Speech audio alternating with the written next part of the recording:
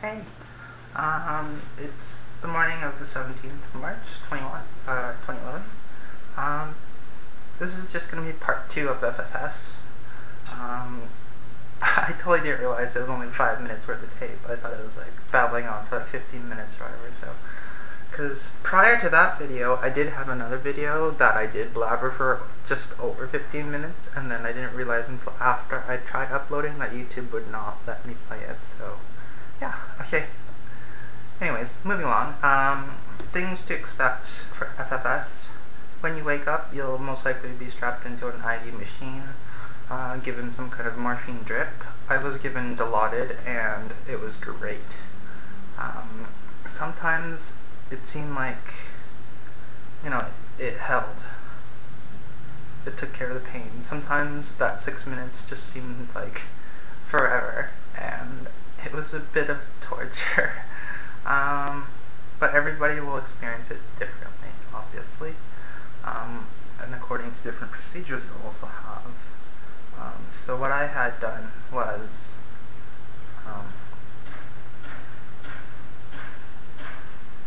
my chin narrowed, my jaw tapered, and then I had my forehead, bossing all shaved down, and then they filled in my forehead, flattened it out, and then they just fixed my widow's peak.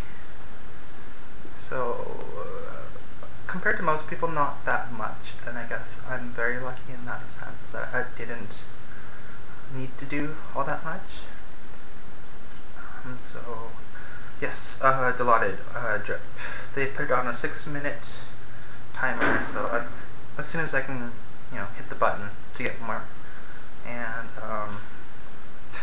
sometimes I just hit it just because I needed it, and then it just beep at me, and I'd be like, you damn piece of crap. But anyways, moving along. I had trouble sleeping, waking up after surgery, and I was up all night. And the nurse tried to give me some diazepam to try and reduce my anxiety, but that started to give me a rash.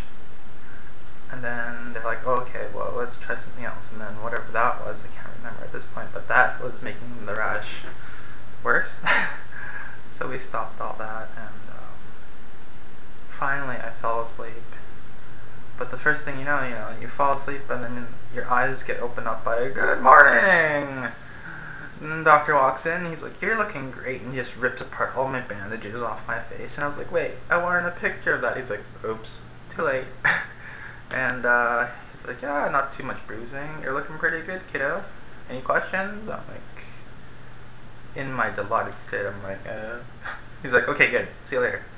And that was it. Very shortly after, he told me that his nurse was coming to pick me up. So the nurse that was attending me started collecting my stuff and told me that she'd be right back to help me change. I decided not to wait and just try and get changed on my own, because I have been in that situation, but the last time I was in that situation, I did not have use of my legs or my lower half of the body, because I didn't have feeling and I couldn't walk at the time. So if I could do it then, I could do it now. So I went and did it and got dressed and sat back down. I felt really dizzy sitting back down. The nice thing about Dilaudid is if you're not moving, it works well, but when you start moving on Dilaudid, you just get really, really nauseous, so be careful. So I sat back down, trying to collect myself, and then the nurse and Mirek, the doctor's nurse, both come in and look at me. They're like, wow, she dressed herself. How did that happen, So they're all amazed at how well I was doing, and they brought in a wheelchair and wheeled me out. Excuse me. And as I'm getting into her car to drive me away to the recovery place, she was like, oh honey, I'll take that bag for you. And I was like, Mira, I need this bag. Just in case I throw up in your car. I really don't want to leave a mess in here. And she's like, oh hon, you're so sweet. Because it has happened before, and I was like, just nodding. With my eyes kind of out of it. I don't know how long it took to actually drive to the house, but every bump that we went over was just bloody murder. Everything just vibrated and made things worse in my head. It wasn't very pleasant. We got to the house, and then she carried me up like this, up the stairs, and she basically said, yeah, just go back to bed. I tucked myself back into bed, and the dizziness went away as soon as I lay down, and they had already switched me over to oral medications, and even the oral ones, like Percocet, was also stimulating the rash. So, not knowing which medications, if any or if all, were giving me the rash, we had to stop all medications that I was given in the US. Now, that led me to a very, very bad situation, because now I don't have any painkillers or anxiety medication or anything like that. Luckily for me, I had a prior disability that requires those medications, and I kind of thought that I may need extra, so I did bring a bit extra of those, and those actually tied me over till I got back into Canada. And I got the same prescriptions that I was given in the States here, and I don't seem to have a rash at all. It was like encompassing my whole neck and my chest. So, don't know what it is. I mean, could have just been a filler in the drugs, because they don't say what the fillers are. So, yeah, go figure. And yeah, so that's what you can expect getting out of the hospital. The first couple days, let's see.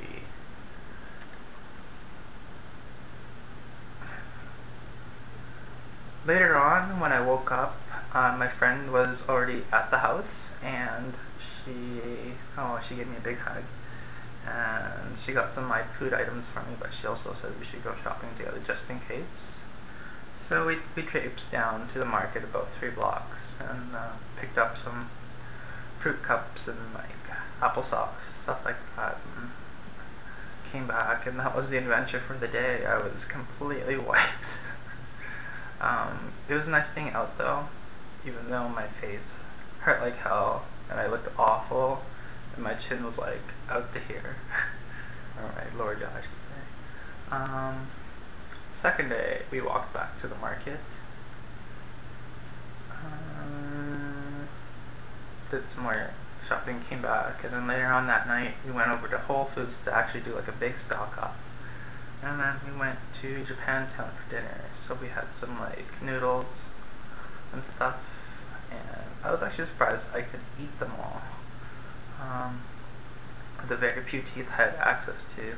All the teeth back here were too painful to chew on, and I only had like 2 teeth here and 2 teeth here I can actually chew with, because my 2 front teeth are cracked and I can't bite into anything with them.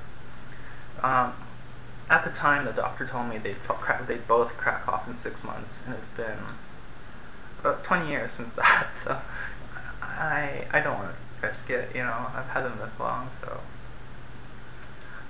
And that was my first few days.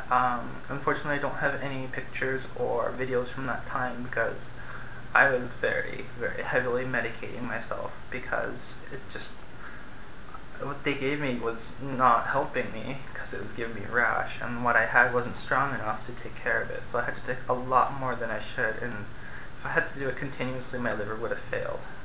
But luckily it was only for a few days. And, so I guess that's part 2, and we'll see you next time.